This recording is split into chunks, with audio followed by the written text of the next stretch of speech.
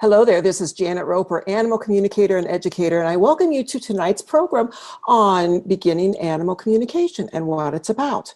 This that you see right now is my beautiful angel horse Shiloh, and Shiloh and I, he crossed over in December of 2015.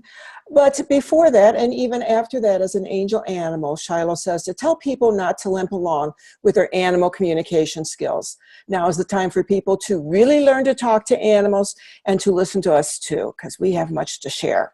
And Shiloh was 17 years old when he said that. And it's very true. The animals do have much to share. They are very wise, and it is time for us humans to start listening to them.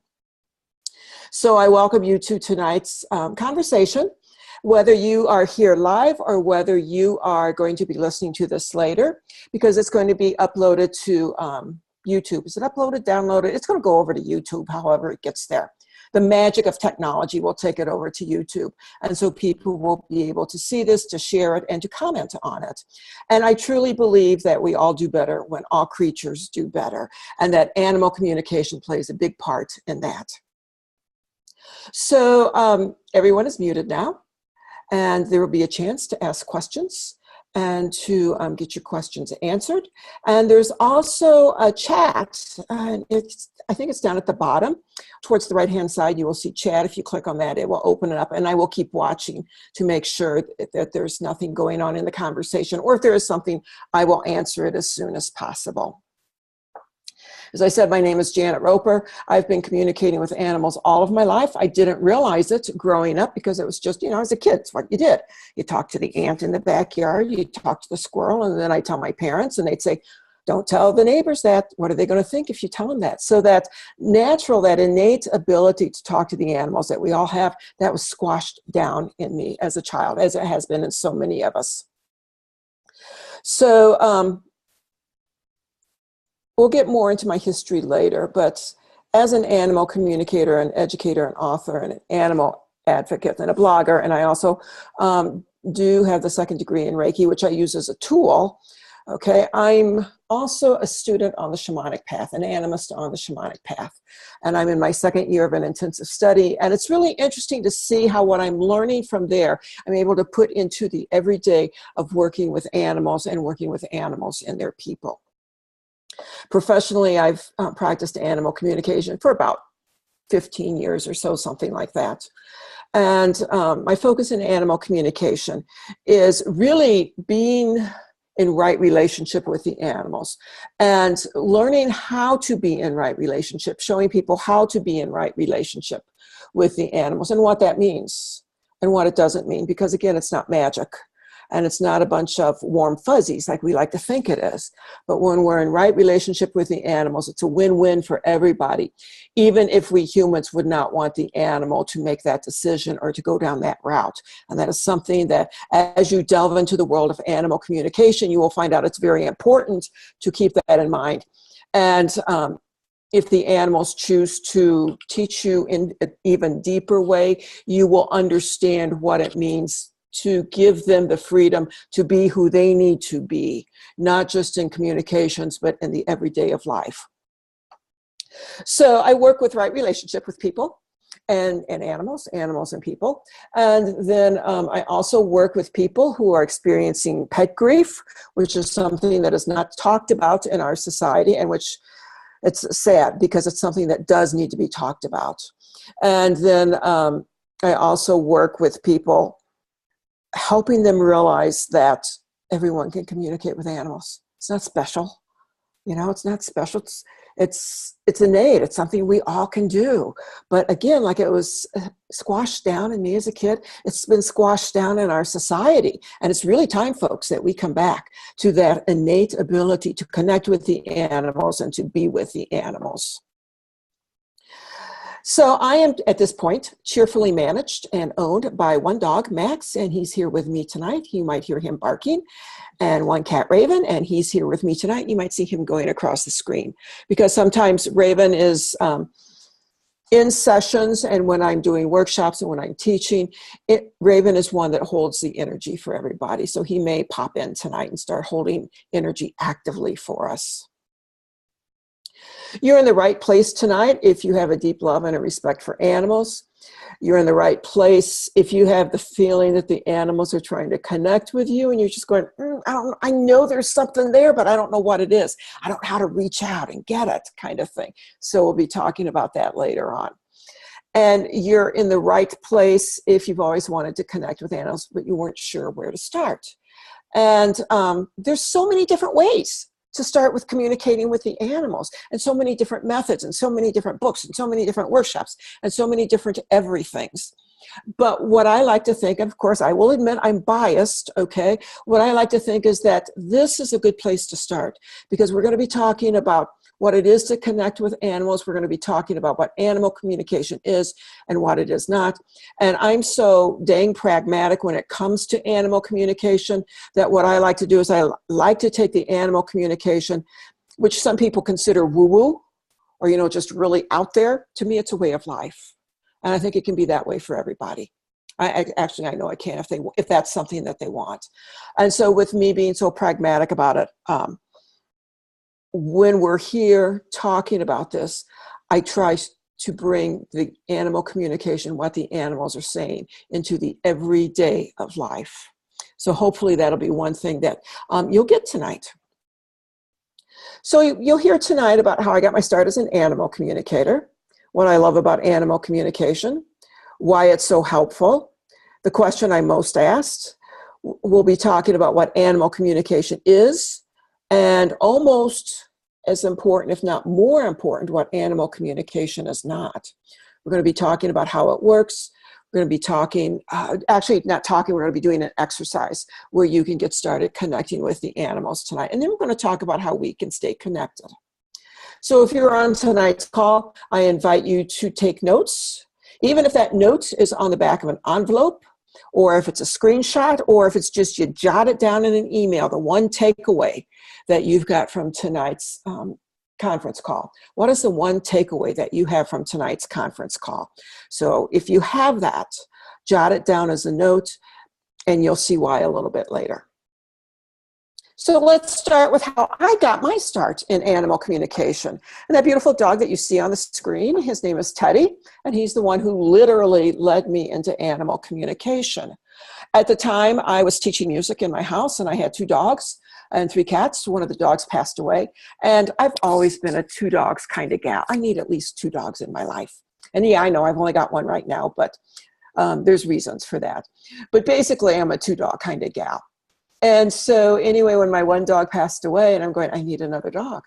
And I was teaching music, and I had kids coming in, 4 days a week, basically from 2 o'clock to 9 o'clock at night. I had kids coming in, and I was teaching music. And I knew I needed a dog that would be okay with having kids coming in the house, okay with having strange people coming in the house, okay living with another dog, okay living with cats, and basically would just be okay living in the lifestyle that I was living at the time. So I went to the Humane Society, and I found this dog.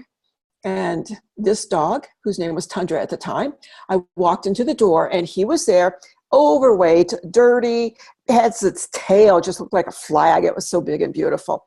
And there was a puppy attached to his tail.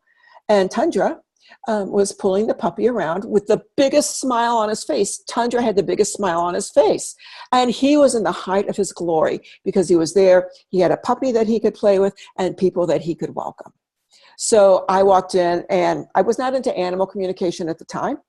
And I said, I just thought to myself, that's my dog. But I had my list, so I asked all the proper questions.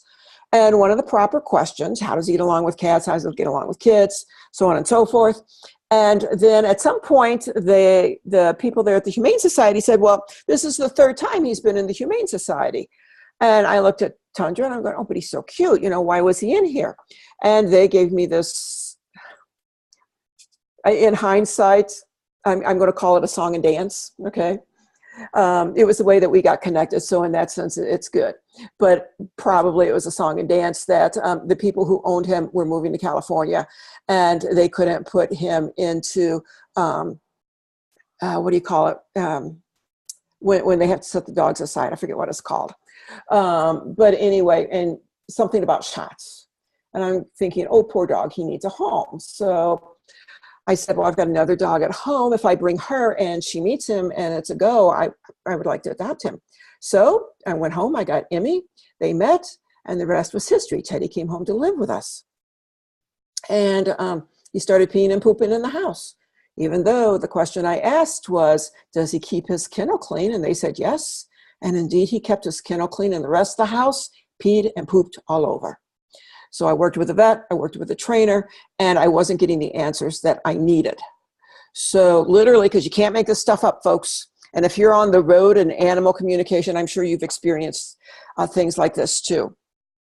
So I'm sitting in front, I lived in Minnesota at the time, sitting in front of the fireplace, getting ready to light the fire, wadding up the paper. This ad for animal communicator falls into my lap. And I'm going, what the heck? I've tried everything else. And so I called her. She lived in my neck of the woods. She came out and she worked with me. And this Tundra became Teddy. This is Teddy. She worked with me and Teddy, and it was life-changing on so many levels. To make a long story short, I had my homework to do. I did my homework. Teddy had his homework to do. He did his homework. We worked together. And after, I would say 9 months to a year, I was able to redo the house and got new furniture, got new flooring, got new carpeting, because he peed and pooped in it so much. And he literally, well, for the most part, he kept the house clean to his dying day. So that's how I became an animal communicator. I was led into it by a very wise and a very sweet dog, Teddy. And if you're on my blog, you can search it, How I Became an Animal Communicator, and you'll find the full story there. So what I love about animal communication is that how it deepens the bond between animals and their humans and animals. I love that. I love when I'm watching people who are perplexed when they first call me and are saying, why is my cat, not dog, why is my cat attacking people at the door? Have a chat with the cat, find out, put that into action, and life changes. It becomes a win-win for everybody, particularly the people who are at the door who weren't expected to be greeted by an attack cat, you know? I delight in witnessing when people realize that they can talk to the animals, because it's like a light bulb goes off in their heads, over their heads. And as a teacher, that just makes my little heart go pity-pat. I love it. I think it's the greatest thing on earth. And I love it when people realize that we all can connect with animals, every single one of us. It's not special. It's not a gift. It's not, psychic or anything like that. It's that we can all connect with animals. It's the way we were meant to be. And in this day and age, we are finally getting back to where we were literally eons and eons ago, of connecting innately and naturally with the animals. We're finally starting to get on the bandwagon that we can do that, and that the animals are happy to help us. And I love realizing when people realize that the dog is not just a dog, but could be a teacher, could be a guide, could be a helper. And yes, there are times, there's Maxie, he's agreeing with us.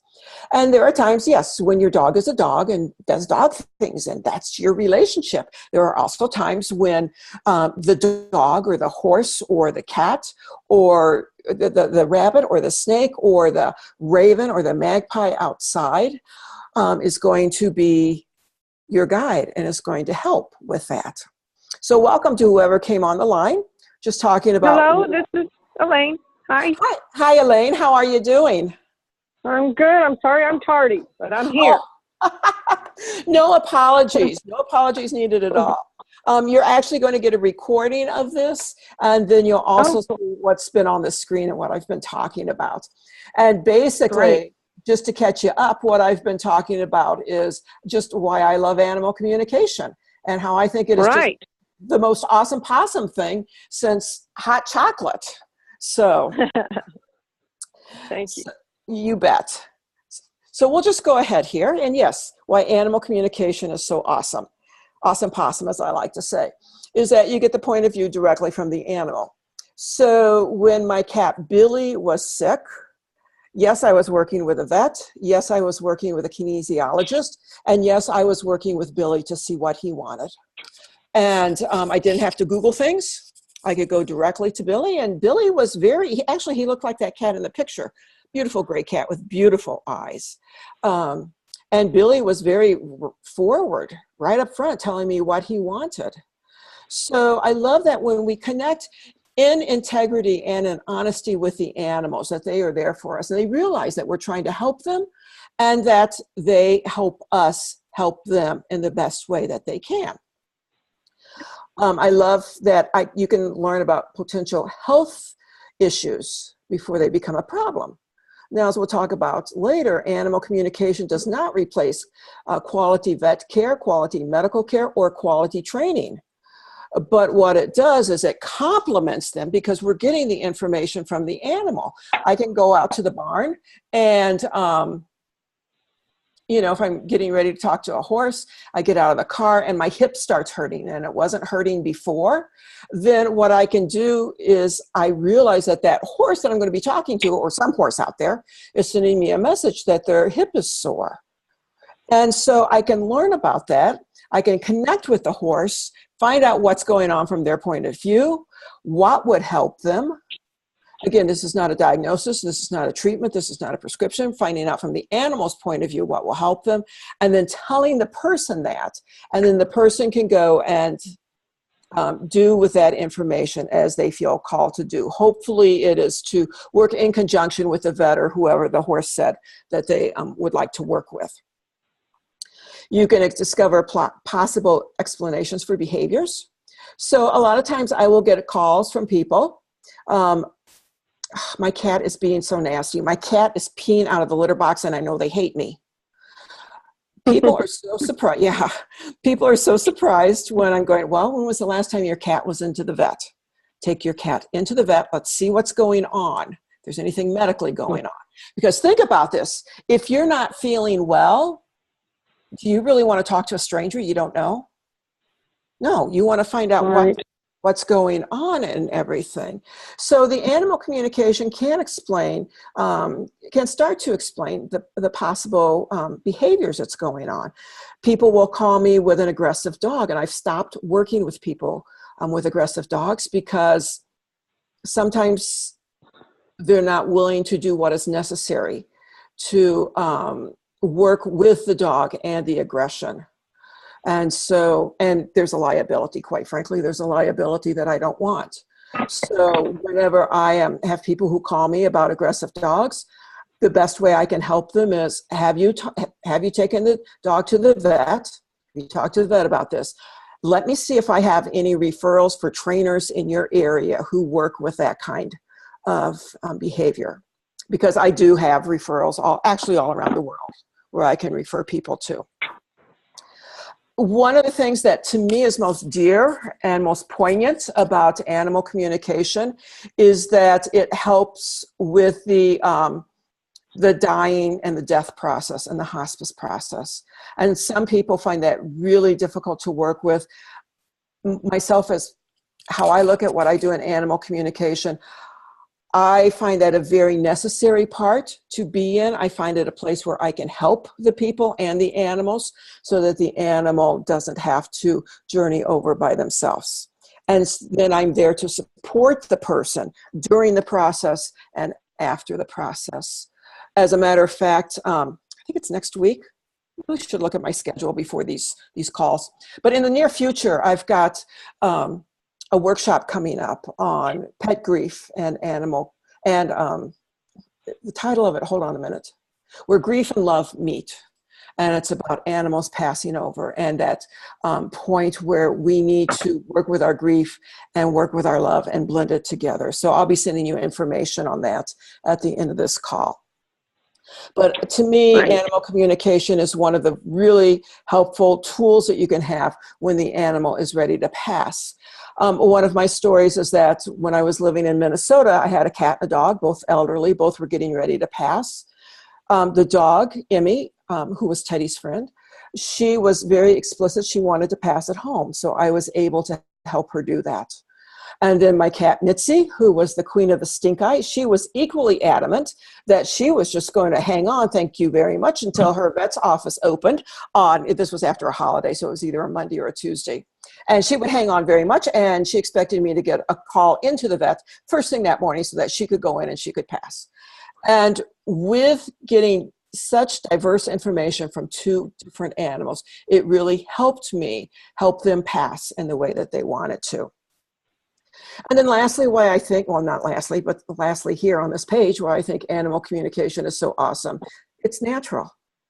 It's the natural way of communication, period. Whether we're talking animals, whether we're talking plants, whether we're talking people, this connection that is more than vocabulary, that is more than body language. It is something that we all have and that we all can do and that we all do. We just don't recognize it. So we'll be talking more about that. If you have any questions, just pop right in and ask them as we go along. We're small and informal here tonight, so I think that that'll be good. Yeah. So did you have any questions thus far? Not to this point. Okay. All right. I know you emailed me some, so you might want to pop those in whenever you feel comfortable, or at the end there's the official question and answer period. So my most asked question is, Janet, can I talk to the animals? Can anyone talk to the animals? And yes, we can all connect and talk to the animals. Now, having the ability to do it and the desire to do it are two different things. Okay? I have the ability to do my taxes. Believe me, I don't have the desire to do my taxes. So when it comes tax time, I will hire that out if all possible. People can have the ability to talk to the animals, but not the desire. Well, that's why there are animal communicators, people who can help with what your animal has to tell you. So just because you don't have the desire doesn't mean that you're not connecting with your animal. It just means that you're going through another person, or actually could be another animal, to communicate with the animal. So yes, everybody has the ability to connect with sentient beings. And because I'm an animal communicator, I work with animals, I in general refer to sentient beings as animals, but I truly mean the wind, I mean the rivers, I mean the water, I mean the grass, I mean the trees, I mean the clouds. They're all sentient beings, and we share our planet together, our home Earth together. So because we are all sentient beings in the same place, we can connect with each other. You don't need special gifts. You don't need to be psychic. As a matter of fact, those are two of my soapboxes. Because with me, as I've said before, animal communication is so pragmatic. For me, it's taking this information for the animal, bringing it into the everyday of our lives, the ordinary of our lives, and having it be a win-win situation for the animal and for the people that are working to help that animal. To me, when I hear the word psychic, it sets animal communication off, and it makes the person doing it special. This is just my interpretation. And I'm going to mute you for a minute, okay, Elaine? Oh, fine. Wait. I muted me instead of you. Hold on. Okay. There we go. Okay, and you guys can still hear me because my little microphone is going up and down. So now how do I close this? There we go. So to me, the word psychic implies that you have to have special gifts, you have to have special training, you have to be special, and not everybody else can do it. And that goes against the very grain of my belief of what animal communication is and being in right relationship with animals. All we need to do, basically, yeah, there's skills, yeah, there's practice, there's all that stuff, but the beginning part of it is to have the desire to do it. Because if you think of it like a bridge, okay, got a bridge here, got animals on one side, got people on the other side.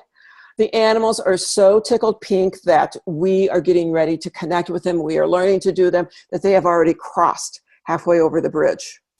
We don't have to go all the way over the bridge. The animals are there. They are waiting for us. They are encouraging us. They are urging us on. And quite frankly, now is the time to act. Because of the way our world is right now, when we connect with an animal, it makes literally the world a better place. And I don't mean just for that animal and just for you. I mean, makes the world a better place of being. And we need to be doing that. We are being called to move forward, to connect with humans and other sentient beings in any way possible. Because again, it goes back to sharing. We share the planet, so we got to be good roommates with this. I'm going to start off with what animal communication is not. And you might think that this first one is a little bit hyperbole or just kind of a little bit of silly, but animal communication is not magic. I cannot tell you, I cannot begin to tell you, particularly with people who haven't worked with me before, that the expectation is we're going to call the animal communicator, we're going to set up a time, a half-hour appointment, and then at the end of the half hour, everything is going to be magically fixed. So something that's been going on in the relationship between that animal and that person, or those animals and those people, and it could be going on for days, it could be going on for years, that it's going to be fixed with a phone call. And no, my job is, as an animal communicator, is not to fix things. Think of it this way, okay? The relationship, the main relationship is between you and that animal. So where the fixing, so to speak, is done is between you and that animal. Now, as a communicator, I'm there, I'm supporting, I'm guiding, but I don't have a magic wand to fix it, okay? As with my story about Teddy, whenever I first started working with an animal communicator, because my dog Teddy that I adopted was peeing and pooping in the house, she gave me homework. And I mean, the homework was pretty eye-opening, because the first thing was, okay, get a black light and look and see where there's pee and poop stains in the house that you've missed. I was like, oh my gosh, this is so embarrassing.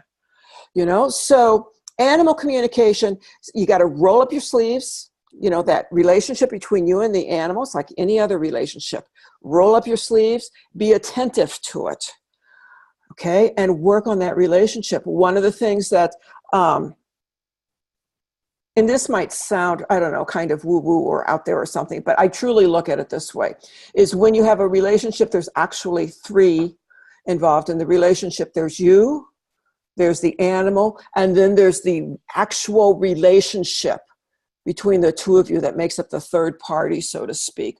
So it's giving nurturance and attention to all three within the relationship. And again, that relationship goes back to you and the animal.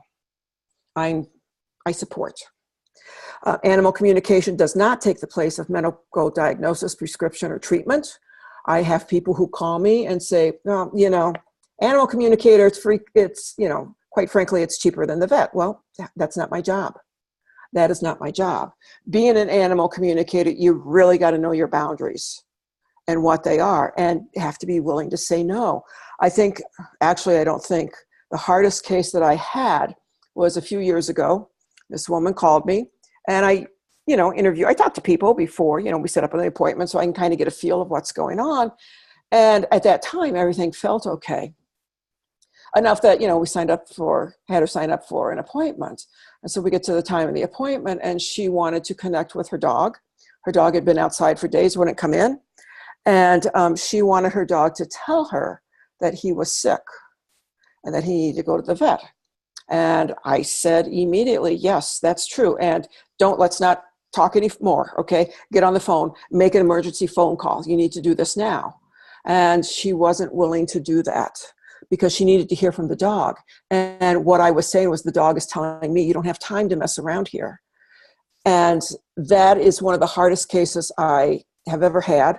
And I ended up firing her because what she needed was not in the dog's best interest. And the dog needed medical care immediately.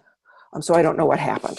I don't. All I just know is that I hope I never have another case like that again. I will have learned from that case for sure. Animal communication is not a replacement for training, for qualified and what I will call gentle training. It is not a replacement for that, because again, we're getting things from the animal's point of view. That animal may not want to be trained. We need people who are experts and who understand dog language, so to speak, if they're trainers, and how to help the dog learn what the dog needs to learn. so that the dog can go ahead and feel more at ease in their body, so to speak. Now, as I said earlier, with animal communication, it supports both the medical and the training aspect, but it does not replace them. So from my opinion, to me, it's like you have a three-legged stool, and one of the legs is animal communication, one of the legs is working with a trainer, one of the legs is working with a qualified vet or medical care provider.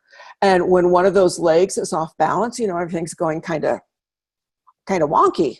And when you get all three of those legs in balance again, then everything is copacetic. It's good. It's a win-win for everybody. What animal communication is a natural, innate way to connect with the animal. Excuse me 1 minute. Not only innate, not only innate, but when we are connecting with animals through our senses, through our intuition, we are on their home plate, so to speak, And we are not expecting them to meet us in the human arena of, well, you've got to talk our language.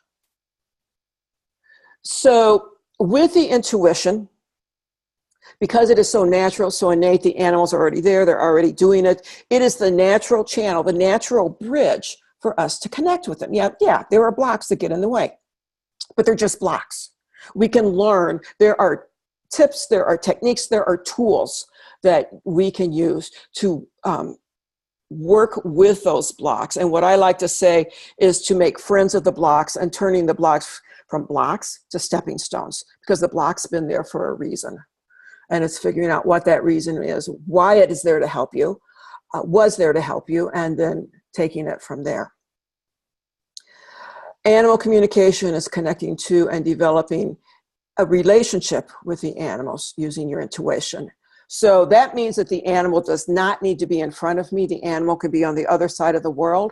The animal can be at the end of the neighborhood. The animal can be back in Minnesota, and I'm in Montana, and we can connect. As long as we've got that, that intuition, and that the animal wants to connect with us.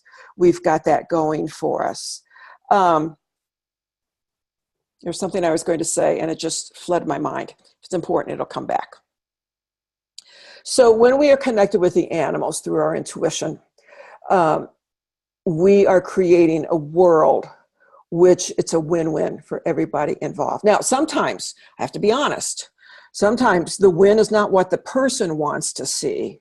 And an example of that is if you've got a foster animal and that animal is with you for 2 weeks and you want to adopt the animal, but the animal has plans that they need to be with another family, maybe one with kids or maybe one without kids, but the animal runs away or something. Okay, that doesn't mean that it was not a win-win. It means that it was not a win from what we humans normally qualify as a win, but in the sense that you helped the animal for those 2 weeks that the animal was with you, and you helped them in some way get to their next stage of their development, the next stage of their journey. That is a win-win.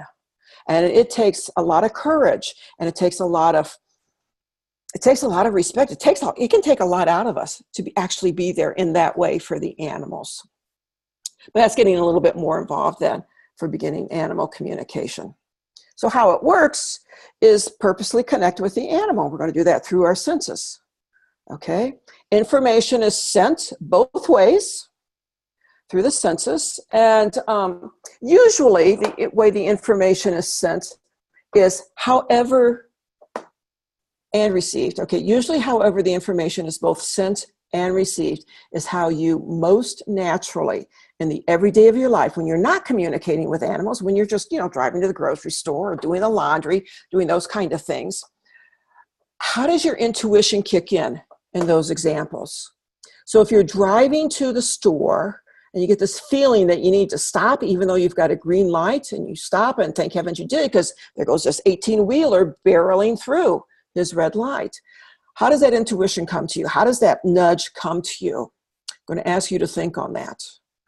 Okay? Because however that information comes to you, when you're not communicating with animals is most probably the way it's going to come to you, particularly at the beginning with animal communication.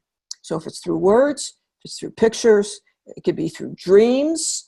And to me, and I don't know a lot of people who agree with this, but to me, this works in my mind, so I'll share it, okay? The information can come through what we normally call your imagination. And yes, I know that when we talk imagination, we're talking about being out there and being creative and not being a form as a way to connect with animals. Because a lot of times I'll get the question, how do I know it wasn't my imagination? My response to that is, particularly at the beginning, if you have a good and active imagination, that can be the door that is easiest to open for the animals to come through and connect with you. So particularly at the beginning, when somebody says, it's just my imagination, I'll say, let's go further. Let's talk more about that. Why is that just your imagination? And yes, there are tools that we can use to discern and to see if it is your imagination or not. But particularly at the beginning, if you think it's your imagination, I would just go out on a limb and say, except it's the animal talking to you, connecting with you in the easiest way that they know how. The information that comes through has an energetic essence to it that connects directly with that animal and with you. And what I get sometimes, I'll get a little like zzz, a little zip like that, that it is the right animal. And actually, for me, it's easier to know when I don't have the right animal, because when I don't have the right animal, everything's just flat. It's just flat. There's nothing there. And I'm going, well, okay, nobody's home, so to speak. I need to reconnect and, reconnect with the other dog or the other cat or the horse kind of thing.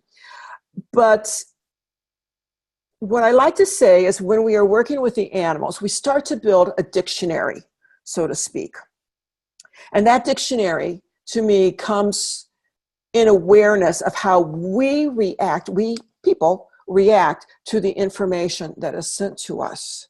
So for instance, some people, when they get information and they've connected with the right animal, they will feel lighter. And they'll feel, there's a relief to that. Okay, so they can put that into their dictionary. Oh, I felt light, so that means that I'm getting the right information, or I'm getting what the animal wants me to know at that time. One of the things that happens to me personally is I get what I call truth bumps. Most people call them goosebumps. Okay, so when I'm talking to an animal and all of a sudden I'm feeling these truth bumps, goosebumps from head to toe, I'm going, yeah, that's authentic. That's where it's coming from. When people aren't getting the right information or aren't getting information, the feeling, like I said, it could just be flat. It could be heavy. I was talking to one of my students and she was saying, oh, it's just so hard. And I just can't believe that this is happening. Da, da, da, da, da, da. And I'm going, okay, let's talk about how you're feeling. In the last conversation, how did you feel when you connected with the animal? She said, I felt light. How are you feeling in this conversation? I feel heavy. So the words light and heavy became words in her dictionary, in her lexicon, that were like shortcuts to help her know when she was connecting with the animals. And the other thing that is great about animal communication is those man-made barriers of time and space, they don't exist. Okay, truly, they're man-made. And I think one of the most, near to my heart examples of that is my horse, Shiloh, who is now an angel horse. And many years ago, it was when I lived in Minnesota, and it was summertime. I'd be going out at the barn. I'd be home probably like 7 or 8 o'clock at night. But, it was the last thing I did during the day. I went out to the barn, took care of Shiloh, played with Shiloh, talked to him, all that kind of good stuff. Didn't ride because I'm like the worst rider on the face of the earth. But we had a good Shiloh and I had a good time together. So I was out there one night and Shiloh said to me, I love that what you say every night is, good night, buddy, I'll see you tomorrow. You always say that before you go to bed. And I'm going, what are you talking about? He goes, I'm the last thing that you see before you go to bed. And I'm thinking, that he had too much good hay or something like that, too many treats or something. I'm going, okay, fine, whatever. So I got him in a stall, gave him his treats, told him good night and everything. And I went home and, I was still pondering what was going on. And I pondered on it for about easily 4 to 6 weeks. That is not an exaggeration. And I was getting to the point where I was like, I don't know what the heck he's talking about. So one night, I'm a night owl, 11 o'clock, midnight, 1 o'clock, you know, it's prime time for me. And so I'm on my computer, I'm in bed, I'm on my computer, and I'm shutting down the computer. And I said, good night, buddy, I'll see you tomorrow. And I realized that Shiloh was the last thing I saw at night before I turned off the light, because he was the picture on my laptop on the desk. And when I told him that, he just thought it was hysterical. And he basically said, it took you long enough. But it's cool to realize that, and to me, it's freeing to realize that the barriers of time and space, as we have constructed them as humans, do not exist. Shiloh is an angel horse. He comes and goes at will. And it's wonderful to me, I think, to experience that. So I talked earlier, take notes. And that can be like a screenshot. That can be you writing a note on the back of the envelope, and you send a picture of it to me on email. I'll give you the information for this at the end, because there's a surprise. There's a special thank you for being on the call tonight, having signed up for the call. So just remember to take notes, and it could be the one takeaway. What is the one takeaway that you have from tonight's call? So what we're going to do, the way I start people is creating a circle of quiet. And to me, particularly when you start, it's important to have a process to go through. It's kind of like you have to know the rules before you can break them. So with this process, it's getting you set, and it's helping you to connect with the animals. Because when we're connecting with the animals, yes, we're using our intuition, okay? What we're actually doing is we're changing our brain waves. We're purposefully changing our brain waves. And we're leaving the everyday monkey mind behind. You know, it's like, I got to do the laundry list, I got to do this, I got to do that, yada, yada, yada. We're leaving purposely, consciously, and with intent, we're leaving that behind, and we're going into that deeper level of our brain. So I call that creating a circle of quiet. Other people might do this differently, might have another name for it, but this is what, when I was learning animal communication, this is what worked for me. And so this is what I'm going to share with you. So when you are creating a circle of quiet, first of all, go to a physical place where you won't be disturbed. And that could be outside in nature. That could be a room in your house. That could be a corner, a chair that you have. But what's really important is that your housemates, regardless of what species they are, if they're humans or canine or feline or whatever, that they realize that when you are in that space, that you are not to be disturbed. It's kind of like time out, okay? You might need to close the door. You might need to do some teaching, some training of housemates, and helping them learn that, yeah, when I'm here in this room and the door's closed, do not disturb me. You know, if the house is burning down, maybe, but I'll probably smell the smoke and I'll be out anyway, kind of thing. Because what we're doing, again, as we are leaving our monkey mind behind and we're going into the deeper brain waves, for us humans, because this is the way we think, it helps to be in that quiet situation. You can quiet next your body. You're in a quiet room. You've left your phone, and there's no TV. There's no beeps or anything of that stuff going on. You know, the door is closed, whatever you need to do. And so there's no external distractions. Now we're going to talk about internal distractions. So the next thing is to quiet your body. Many people have a meditation practice that they use. And if you have one, and if it works for you, by all means, continue to use it, okay? Me personally, when I hear the word meditate, I get the deer in the headlights stare. And instead of going into a deeper stance, so to speak, a deeper trance, I go more into the monkey mind. Because I'll be going, you want me to meditate? Well, that means I've got to do this. So the word meditate does not work for me personally. What works for me personally, and see, some people will call this meditation, I don't. What works for me personally is to ride my breath. So I'm aware of my breathing, and what I consciously do is think of breathing up the left side of my leg. My foot is on the ground, so I'm breathing in the energy from Mother Earth up the left side of my body, and then it is up here. I hold it in my crown, and then I exhale on the right side of my body. And I do this to a specific count. Usually I suggest people start out with a count of 3 so that you are inhaling from the left side of your body the energy of Mother Earth up your left leg. Inhale, 2, 3. Hold, 2, 3.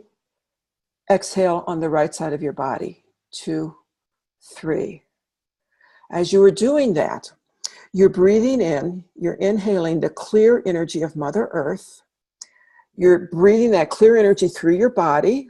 You're holding it to give it a chance to collect the toxins that we carry in our body and the monkey mind, and to get rid of it.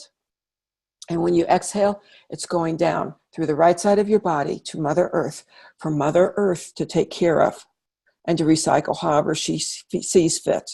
Once it leaves your body, it's gone.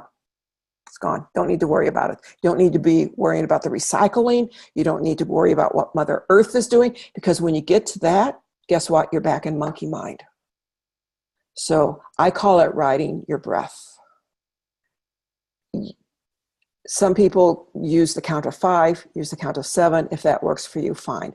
Another thing that I find works for me is doodling. I will just doodle. Nothing, I'm not making anything, and I'm basically just scribbling. I just found the joy of fountain pens, and so I'm playing with my fountain pens, I'm scribbling, and that takes me from my monkey mind to that lower brainwave. And then as you quiet your mind, whatever method you use, you will find yourself starting to open, and you will find yourself starting to me, the way I experience, there's an opening, and it's like going through a door. It's the way I experience. Now, there are times when, yes, that dang monkey mind keeps coming back, and I'm calm, and I'm relaxed, and I'm getting ready to go through the door, and then it's like, oh, I forgot to take the garbage out. When that happens to all of us, okay? You're not special because that happens to you. It happens to all of us. When that happens, what I want you to imagine, to try this.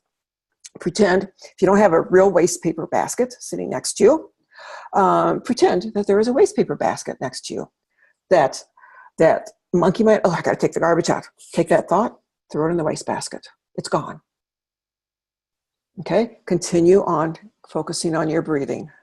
If you get another thought that comes, oh, dang, I forgot to put air on the tires today. Take that, throw it in the wastebasket. It's gone. Okay? Once it's gone, you don't have to worry about it because it's gone. Okay? And you do that as often with many thoughts that come.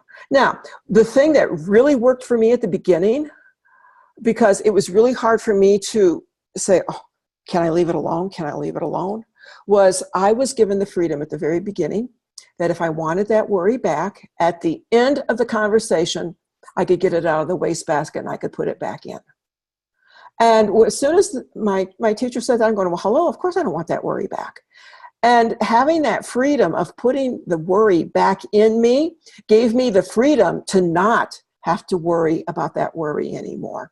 So if I'm using that wastebasket, what I do when I'm done with the conversation, I just either physically, if I'm using a physical wastebasket, or energetically, I will open the door and whoosh, everything goes out. It's really important when we connect with animals, because we want to be in right relationship, correct? That we don't assume that they are there to talk to us. And I know, yes, we're all human, and we often, all of us, at one time or another, will assume, well, I want to talk, and now's a good time for me. And, how does it work for you? Let's just talk right now. And I find that I will sometimes do that with humans. And as soon as I'm doing that, I'm going, shoot, I owe you an apology. Let's go back to square one and let me rephrase that question. So, excuse me. So the thing that I have found most helpful is to remember those magical words that we learned in kindergarten. And those magical words are please, may I, and thank you. Because just using those words of respect already starts to put us in relationship with the animals. Please, may we have a conversation? May we talk right now? Oh, thank you. Thank you for saying, yeah, that's a good thing, that you would like to talk now. I appreciate that. And then when the conversation is over, you say thank you, of course. So some people could think it's really simplistic, but I have found in my own practice, both professionally and with my own animals, that when I say please, may I, and thank you, boom, there are things that are just right into place. Because what it does, yeah, we're using our manners, and it's always good to use manners, okay? But what it does is it takes us out of that position of being in power over the animal and putting us in relationship with the animal just by using those words. So when you connect with the animal, ask their permission and honor their responses. You're either going to get the equivalent of a yes or a no or a maybe, or not now, something like that. So if you get a no, do not take it personally, okay? Because think of it this way. How many times have people wanted to talk to you and you've just been bone exhausted, or you've got something else on your mind and it's not a good time to talk, okay? Just because the animal says no does not mean they're not going to talk to you, okay? It just means that, you know what, we need to we need to renegotiate. We need to talk again maybe later. Okay, so the important thing is not to take it personally. A no is just a no. It's information. It's not a judgment. A no is a no. Okay, if you get, check back with me later. Thanks, dog. I'll check back with you later. Or you can also say, if you want to check back with me and let me know, I'll have an ear open and I'll pay attention. And then if you get the yes, then what you do is you start the conversation. You respond to any feelings, thoughts, or pictures that you receive. So even if it sounds like it's just the craziest thing on the face of the earth, and you're going, oh my gosh, this cannot be true. This horse cannot be telling me how pretty her legs are. Yes, the horse can. That's an actual case that happened to me. I was talking with a young girl, a young horse, and she was just a baby, and her trainer, who I know personally, wanted to know what kind of work that the baby girl wanted to do. And all the baby would say was, oh, look at my pretty legs, look at my pretty legs. And I'm just going, oh, geez, how am I going to tell my friend that, the horse is saying for a half hour, look at my pretty legs? And so I, talked to my friend. I said, well, this is what she said. And my friend said, that makes perfect sense, because she loves to be in the middle of things, and she loves to have people looking at her. So from look at my pretty legs, 30 minutes of basically look at my pretty legs, the information that came forward was that her job was to be in a show ring so that people would be looking at her, watching her. And basically she loved it. She was a performer. That's where she needed to be. So even if you get, look at my pretty legs, or even if you get, oh, I'm a dog and I want to ride an elephant, don't write it off, okay? Sit with it. And sometimes that's the hardest thing for us to do, is to sit with that information and not go into that monkey mind and go, but why would this dog want to ride an elephant? Well, you're not to that point in the conversation yet. So if that thought, why would the dog want to do this? Take that thought, the monkey mind thought, throw it in the garbage can, okay? And then at the end of the conversation, you thank the animals. So with establishing a circle of quiet, you've stilled yourself, you've connected with an animal, and you've had a conversation with the animal. And that is just, it's excellent. Okay, and I have you unmuted now, and what I'd like to know is if you would like to ask your questions, or if you would like to do a practice communication. I'd go for questions. Okay, all right. Let's do that. Yeah. Basically, yeah. you've got your circle of quiet, you're asking, talking to the animal, and then you trust whatever you get. So there you go. Okay, we summed it up. All right. So we're going to hop, skip, and jump around here. And so go ahead with your questions. How can I help you? Okay. Well, I know one of mine was, and you've addressed it a bit with overcoming the blocks. I appreciate what I've been hearing tonight. But I have had some people, they talk a lot about, along with asking permission, praying to, or not praying, but calling in Archangel Michael for protection. And they said protection for both the animal and for you. And it's like, seems to be there's a lot of fear of negative psychic influences, malevolent beings, whatever, that you're opening up your heart, Right. out and the animal out into the psychic sphere. And that kind of gets a little mumbo jumbo to me. I mean, I think already we're talking, it's pretty out there that we're making telepathic communication long distance. But when you start being fearful of the process with the mantras and the prayers, that I think maybe that's one of the things I'm getting a little hung up on. I don't know if you've had people ask you about that. Okay. Yeah.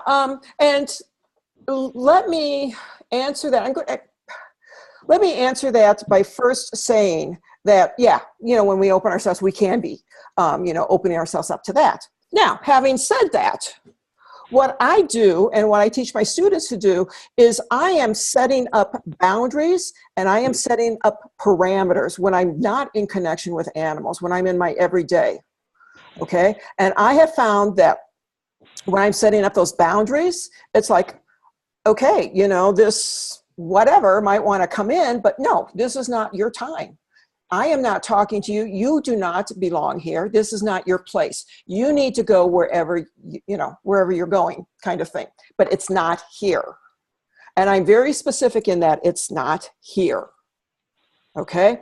I don't think you heard me say at the beginning that I'm also on the shamanic path. So I've been doing some work with that shamanically. And that has just really helped me in setting up the boundaries of, no, this is who I'm talking with.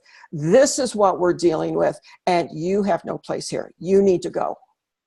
And I'm that specific about it. Now, what helped me at the beginning was that I would say, and I will still sometimes use this, okay? I would see myself I love flowers. So I would see myself in the middle of a flower garden, like a 6-foot circumference around me, okay? Mm-hmm. And what I would be doing is in the middle of that flower garden, it was so beautiful and it smelled so good. And it was just like the best flower garden on the face of my imagination, so to speak. And so what I would do is I would watch the edges, the parameter of the flower garden. And if I saw the flowers start to die or to wilt or something like that, then I knew that something was trying to come in. And it's like, no, you're not doing it. This is not where you need to be. This is not your place. And they would leave. So, yes, I hear what people are saying. Yes, there is always that. And yes, you need to do your protection work. You're setting your boundaries so that it doesn't happen. Okay? And I don't mean to say that to scare you, but it's just like, let me think of it. It's like when you're with a human and they're just kind of poking at you and just kind of annoying you. And you go, no, this is done. Said and done. Enough already. I find personally that when I work with boundaries and having those good boundaries between the physical and the non-physical, that I don't need to normally, okay? For the situations that we're talking about, okay? That I don't need to have that protective cycle or call in the archangels or anything like that. Okay? That's just me. That's how I practice it. Because I am so pragmatic, I'm talking to this animal and it's between me and the animal.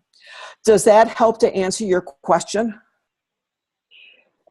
Yeah, I think a lot of my lack of clarity on it is maybe my order of things. Like if sometimes you see people, they're at a pet store and they're talking to, they have a line of people coming to talk to them, and you think, are they calling on Are they getting very still and they're calling on Archangel Michael and holding their stones and all for each call, each connection? Or is it just like I'm going into an animal communication session and my protection holds, and obviously that's more advanced people that would be even able to do that. But anyway, it's confused me about the whole process of it.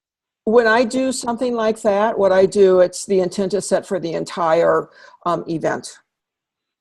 Okay. And again, it's like watching, that flower garden.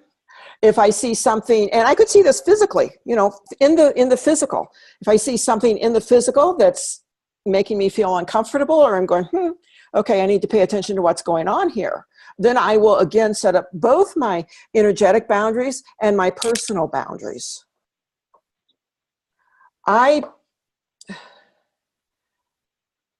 To me, because again, I'm so pragmatic about this, it's like we're picking up information all the time from people without being aware of it. We pick it up, we process it, and we act on it. So I trust in my ability to pick up that information, to process it, and to act on it because I do it every day. And it doesn't make a difference if I'm connected with the animals, if I'm connecting with people, if I'm at the restaurant, if I'm at the grocery store, if I'm on the highway. We're all picking up information all the time. So to me, part of answering the question that you've asked is that you take with what you already know, what you already do, and you build on it.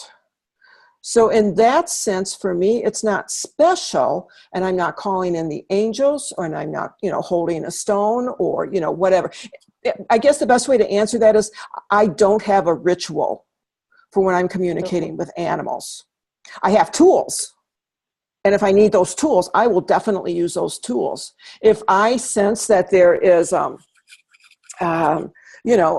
spirit that wants to interfere, again, it's like, no, you're not going here. You're not going here. And if I feel like a rose quartz is called for, yes, I have stones that I work with. And I will use that stone. If I feel that Reiki is called for, yes, I will use that tool. Okay? But I don't go in with the ritual of I've got to put on, this shawl, and I've got to do this, and I've got to do that first, and I've got to do this first, and I've got to do that first. Because I look at it, for me personally, again, that I am walking with one foot in our real world and one foot in the non-physical world. And to me, it is the anchoring of having that foot in the physical, while the other foot is in the non-physical. And it's having that anchoring in the physical that really helps me. You asked a very good question. Very good. And there's not a simple answer to it, but there are answers to it. Part of it I would encourage you to do is start observing what works for you and what doesn't work for you. Okay? So if you're someplace and, I'm stumbling here.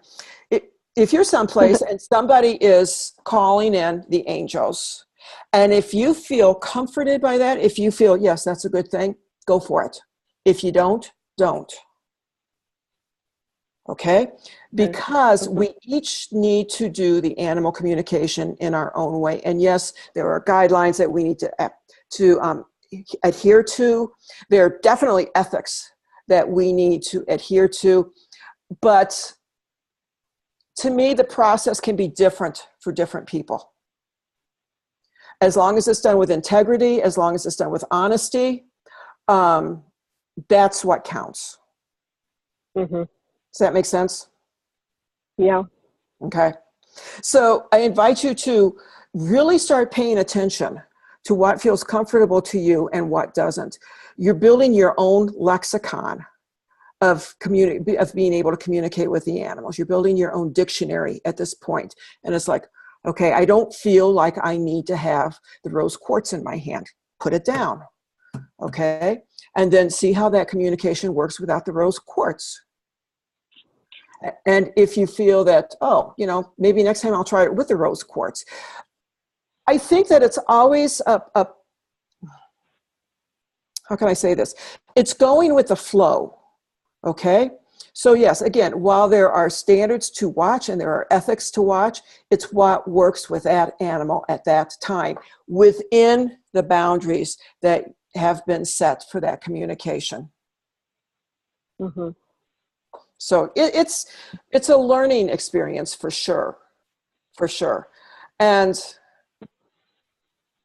I know that I was taught that in order to communicate with the animals, that, you know, I was literally taught I had to say a prayer, and it's like I had to put on a shawl, and I had to do this, and I had to do that, and I had to do all of that before I could communicate with the animals. What I found for me was that that got in the way of me communicating with the animals.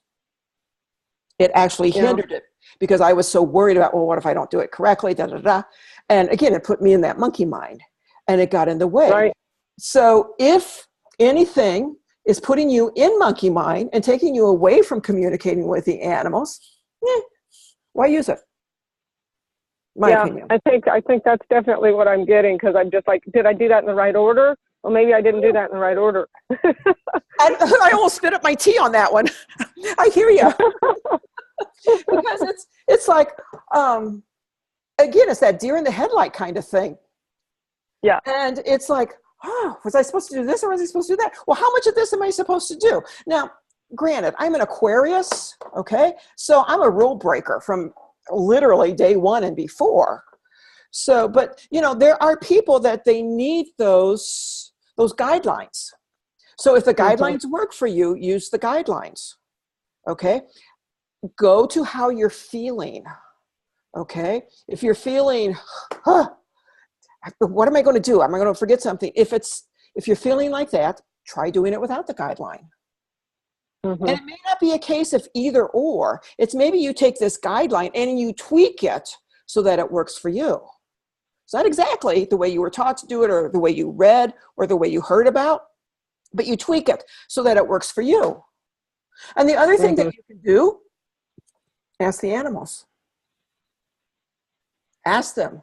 You know, if you're working with, and because you use stone, you know, I keep picking up the rose quartz. I mean, mentally I'm picking it up. You know, it's like, hey, how's this rose quartz working for you? And then, because it's not, because when you do it that way, it takes it into the realm of conversation and not a prescribed, here's the question, here's the answer, here's the question, here's the answer. You're going into conversation. How did this work for you? And if you're talking to a horse and the horse says, well, actually it didn't, trust the horse. Because you know what? The animals will not lead you astray. That's been my experience. The animals will not lead me astray. And I trust that almost above and beyond. Actually, I do trust it above and beyond that the stability of my internet connection right now. It's like when that animal tells me something, for that moment in time, that's the gospel truth for me. And it's this, because that animal needed to tell me this in that way at that time. Okay? 30 seconds later, it might be different. But I am always in the assumption that what the animal tells me is the truth. And it's the best way that that animal knows how to tell me at that given point. The other thing, you know, going back to blocks, the other thing that's really helped me, and I still use it, and at the beginning it was just like a lifeline for me, is when I go back and I think, why did that animal tell me that specific information in that specific way at that specific time, when that animal could have told me literally 100 million gazillion different things? Why did that one piece of information come to me at that time? And to me, that is grounding. Okay, that takes me out of the, oh, I wonder, and out of the monkey mind into, why did that one piece of information come to me? It settles me. It enables me to look at the information. It enables me to ask the animal, well, why did you tell it to me like that at that time? Let's talk. Let's talk. The other thing that helps me is, I truly believe in conversations. And with humans, when I'm having a conversation with a human, I have no idea where it's going. I just truly don't, you know. We could be talking about Going to a horse show one moment, and the next thing we're doing is we're heading to the Apple store because my friend has said she wants to get a new Mac. And I'm just going, okay, cool. Let's just go with this conversation here. So when I think of it as a conversation instead of a question, answer, that really helps me. I do not have expectations in conversations of what the response will be. When I have, with a question and an answer format, I can sometimes get expectations of what I think I want the answer to be or what I want the answer to be. And there's that block rising its head again, right? So then what I do is I just go, okay, I'm going to breathe. And why am I expecting the animal to answer that way? Who am I to say how the animal's going to answer or if they're going to answer? To me, there's a freedom in that. There's a real freedom in that to be able to say, yeah, it's up to them. It's in their ballpark. It's a different way of looking at animal communication, but it's what works for me. So if it works for you, try it and see what happens. And if it doesn't work for you, cool. You've learned that. That's a cool thing. I think the important thing is to be open to what works for you specifically. Not what somebody says, oh, my tried and true method that works for me, so of course it's going to work for you. No, not all things work for all people. And as good humans, we all expect that to happen. If you got this magic formula, you do 7 things and you check mark, and boom, it's there. Well, it's that way except when it's not. And, there's a lot of, it's not. We're connected, with humans, much less with different species, much less if you're talking to an angel animal, So having the freedom, and this takes practice, okay? Having the freedom to sit there and to just be with the animal and just go, well, when I'm here until you tell me I'm not here or we decide otherwise. And one of the, I think one of the hardest examples I had for myself was my cat Billy was getting ready to pass over, and I knew it was going to be that day, but I just didn't know when. And I, of course, it's like I'm trying to be the good animal communicator. I'm trying to be the good mom. I'm trying to stay in contact with the vet. It was not pleasant for me. It wasn't pleasant actually for any of us because there was so much angst about it, except for Billy. It wasn't pleasant for him, but he was at ease. And so what I finally decided I needed to do is I needed to just sit down and hold Billy. And that's what I did. I sat down and I held Billy, and probably, I suck at time, but I'm going to say it was like 10, 15 minutes later. It was like this knowing washed over me of what I needed to do. And that's the best way to describe it. It was not in words. It was not in pictures. It was a washing over me. Again, I knew that more than I know that this internet connection is stable. And I knew that was what Billy wanted. I knew that the information came from him, and we did what he wanted. Yeah. So that's wonderful. Thank you. So I'm going to send you an email back, okay, to the one that you sent me a little bit earlier. But also, here's why I was asking people to take notes or screenshots. It's a thank you for being on the call tonight.